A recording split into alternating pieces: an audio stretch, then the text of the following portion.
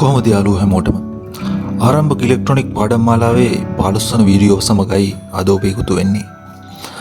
අද අපි කතා කරන්න යන්නේ දාරිද්‍රක නැත්නම් කැපැසිටස් ගැනයි. මේදී අපි දාරිද්‍රක ක්‍රියා කරන්නේ කෙසේද, ඒවා භාවිතා කරන්නේ කොතැනද සහ ඒවා වැදගත් වන්නේ ඇයිද යන්න ගැන දැන ගැනීමට යනවා. මුලින්ම ඔබට මතක් කරන්න කැමති විදුලිය සමග කටයුතු කිරීම භයානක බව. ඒ නිසා ඕනෑම විදුලි උපාංගයක් සමග වැඩ කිරීමේදී ඔබ ඉතා පරිස්සම් විය යුතුයි. ඒ වගේම ඔබට විදුලි සැර වැදීමට ඉඩ ඇති බැවින් භාවිතා කළ දාරිද්‍රකවල ලෝහ අග්‍ර ස්පර්ශ නොකරන ලෙස ඔබට මතක් කරනවා. ඉතින් දාරිද්‍රකයක් යනු කුමක්ද?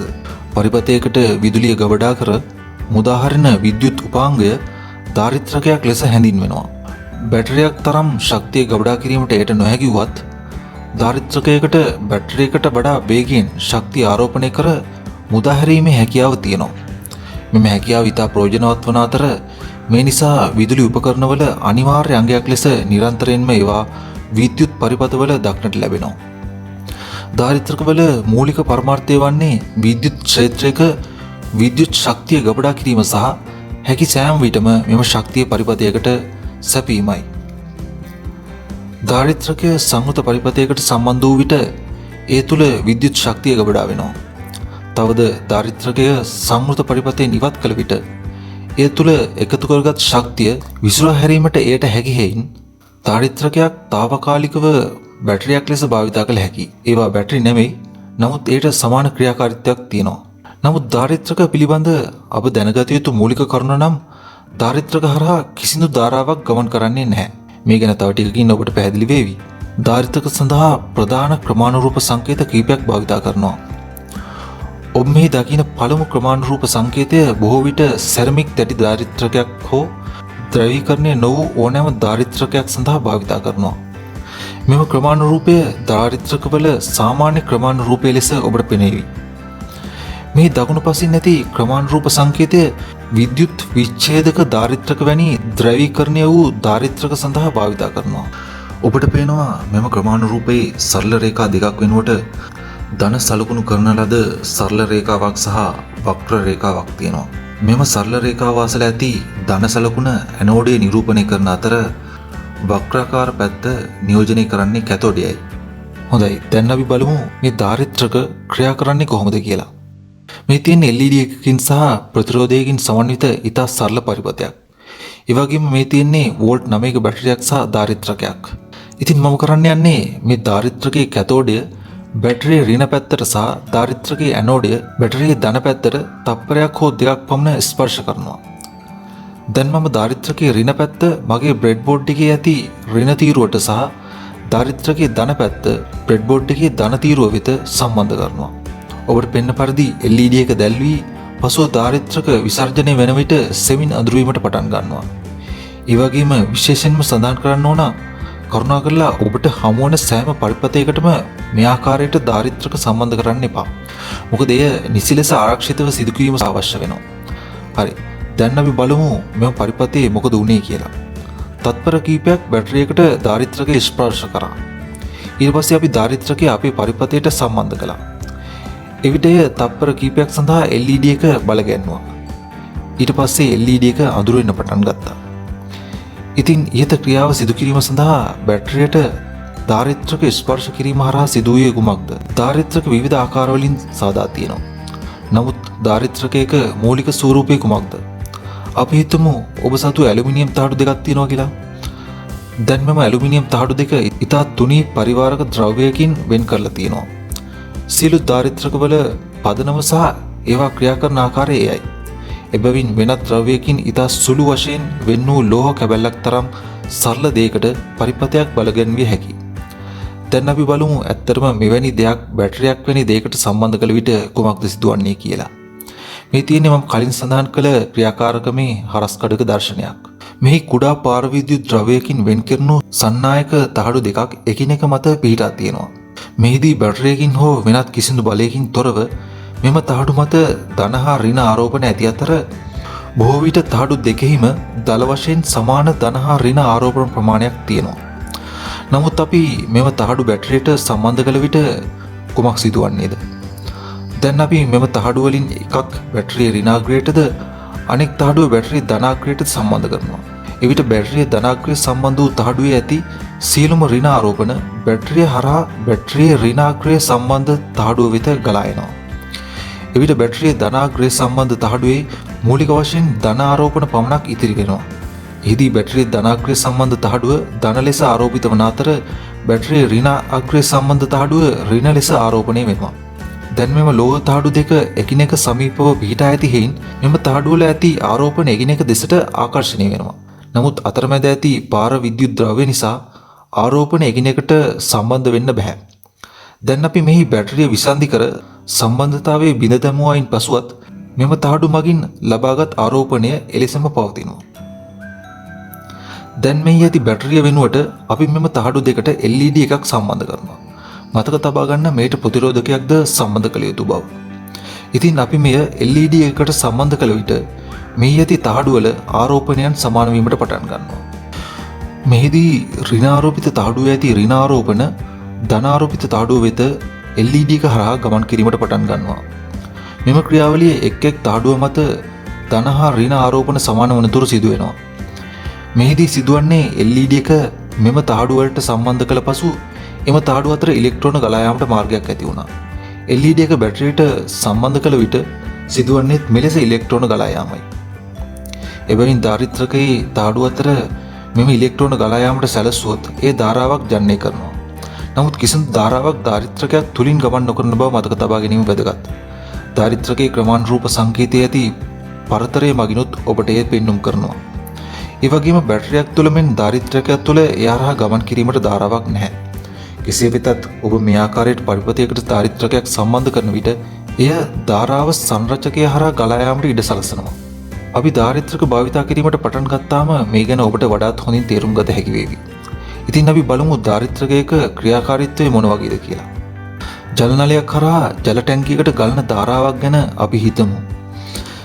අපි එහි කරාමය වසා දමන තුරු ජලය දිගටම ටැංකියට පිරෙනවා. ටැංකියෙන් පිටතට ජලය සපයන අතරතුරදීම ජල ටැංකියට ජලය ගබඩා වීමට ඉඩ හැර ටැංකියට ජලය පුරවන කරාමය වසා දමනවා. නමුත් ජලය ගබඩා වී ඇති නිසා පිටතට ජලය සැපීම දිගටම සිදු වෙනවා. ටැංකියේ ජලය අඩු වන වාරයක් පාසා අපිට පුළුවන් නැවත නැවතත් කරාමය විවෘත කර ටැංකිය ජලයෙන් පුරවන්න. අපි ටැංකිය මුළුමනින්ම හිස් නොකරන තාක්කල් නලයේ කෙළවරින් අඛණ්ඩව ජල සැපීමක් අපට ලැබෙනවා. එබැවින් අපට ජලය ගබඩා කිරීම සඳහා ජල ටැංකියක් භාවිත කළ හැකි අතර එමගින් ජල සැපයීමට ඇති බාධා අවම කරගත හැකියි. ධාරිත්‍රකයත් ජල ටැංකියක් ලෙස ක්‍රියා කරන අතර බල ශක්තිය ගබඩා කරනවා. පරිපථයක බල සැපයීමට ඇති බාධා අවම කිරීම සඳහා මෙලෙස ධාරිත්‍රක භාවිත කළ හැකියි. පොදුවේ ධාරිත්‍රක බල ශක්ති ගබඩාවක් ලෙස හඳුන්වනු ලබනවා. ධාරිත්‍රක යොදා ගන්නා බොහෝ යෙදීම් අතර බල සැපයීම, සංඥා සම්බන්ධ කිරීම හෝ විසන්ධි කිරීම, විද්‍යුත් ශබ්ද ප්‍රේරණය සහ දුරස්ථ සංවේදනය ඇතුළත් වෙනවා. ඒවා වල ඇති විවිධාකාර භාවිතයන් නිසා විවිධාකාර කර්මාන්තවල භාවිත කරන අතර අද වන විට ධාරිත්‍රක එදිනෙදා ජීවිතයේ අත්‍යවශ්‍ය අංගයක් බවට පත් වෙලා තියෙනවා. ධාරිත්‍රක බොහෝ වැදගත් උපකරණ සඳහා භාවිත කරනවා. නිදසුනක් ලෙස ඩිජිටල් පරිපථවල ඒවා භාවිත කරනු ලබනවා. මෙහිදී විශාල පරිගණක මතකයන් තුළ ගබඩා කර ඇති තොරතුරු తాවකාලික විදුලි බල බිඳවැටීමකදී නැති වෙන්නේ නැහැ. එවැනි ධාරිත්‍රකවල ගබඩා කර ඇති විද්‍යුත් ශක්තිය తాවකාලිකව විදුලිය අහිමි වීමේදී තොරතුරු පවත්වා ගැනීමට උපකාරී වෙනවා. ඒ වගේම අපි දන්නවා DC මෝටරේ ධාරිත්‍රක භාවිත කරනවා කියලා. ධාරිත්‍රකයේ මෝටර් ධාරාවේ හදිසි වැඩිවීම සමනය කරන අතර චුම්බකත්වයේ මගින් සිදුවන බලපෑම්ද අවම කරනවා. DC මෝටර් ඩිජිටල් සංඥා සමග ක්‍රියා කරන විට ධාරිත්‍රක සෑම විටම DC මෝටරේ සමග භාවිත වෙනවා. මෝටරේ ධාරාවේ නිතර වෙනස් වීම සිදු වූ විට එම වෙනස් වන ධාරාවක් ධාරිත්‍රකයෙන් ලබා ගන්නවා. වෙනත් ඉලෙක්ට්‍රොනික උපාංගමෙන් ධාරිත්‍රක විවිධ හැඩයන්ගෙන්, ප්‍රමාණයන්ගෙන් සහ වර්ගවලින් තියෙනවා.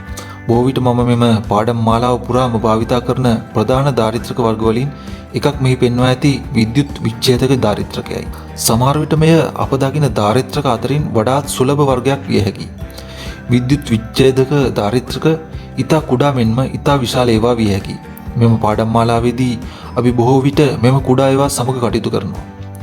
අපි දන්නවා LED වල එක් පාදයක් අනෙක් ඒවාට වඩා දිගු බව.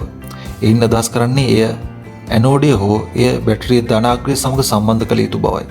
විද්‍යුත් විච්ඡේදක ධාරිත්‍රකත් ඒ වගේමයි. මෙහිදී ඔබට පේනවා මෙම ධාරිත්‍රකයේ එක් ලෝහ පාදයක් අනෙක් ලෝහ පාදයට වඩා දිගු බව. එබැවින් මෙහිද ලෝහපාද දෙකේ දිගුපාදය ඇනෝඩය නැතහොත් ඒ ඔබගේ පරිපතේ වඩාත් ධනාත්මක පැත්තට සම්බන්ධ වී අතර මේ කෙටිපාදය ඍණාග්‍රයට සම්බන්ධ කළ යුතුයි. ඔබ විද්‍යුත් විච්ඡේදක ධාරිත්‍රක සමග වැඩ කරන සෑම විටම එය හොඳින් මතක තබා ගැනීම ඉතා වැදගත් වෙනවා. ධාරිත්‍රකයේ පාදවල ධන ඍණ භාවය දැන ගැනීමට තවත් ක්‍රම තියෙනවා. බොහෝ විද්‍යුත් විච්ඡේදක ධාරිත්‍රකවල ඍණ සංකේතයක් හෝ සමහර විට ඊතල සංකේතයක් කැතෝඩයට ආසන්නව දැකිය හැකියි. මෙහිදී විද්‍යුත් විච්ඡේදක ධාරිත්‍රකයේ එම පාදය ඔබේ පරිපතේ වඩාත් ඍණ පැත්තට සම්බන්ධ විය යුතුයි. මෙම ධාරිත්‍රකයේ එම සංකේත අපට දැක ගැනීමට නැහැ. නමුත් අපි දන්නවා කෙටි පාදය නිසා මේ ඍණ කොටස හෝ කැතෝඩය විය යුතුයි කියලා. ඒ වගේම සීලම ධාරිත්‍රකවල එහි වෝල්ටීයතාවය සඳහන් කර ඇති බව මතක තබා ගැනීම වැදගත්. මෙහි එමාගය වෝල්ට් 50ක් ලෙස සඳහන් කරලා තියෙනවා. එයින් අදහස් වෙන්නේ මේ උපරිම වෝල්ට් 50ක පරිපත වලට පමණක් සම්බන්ධ කළ යුතු බවයි. ඔබ මේ වෝල්ට් 50ට වැඩි පරිපත වලට සම්බන්ධ නොකළ යුතුයි. එසේ කළහොත් ඒවා පුපුරා යා හැකියි.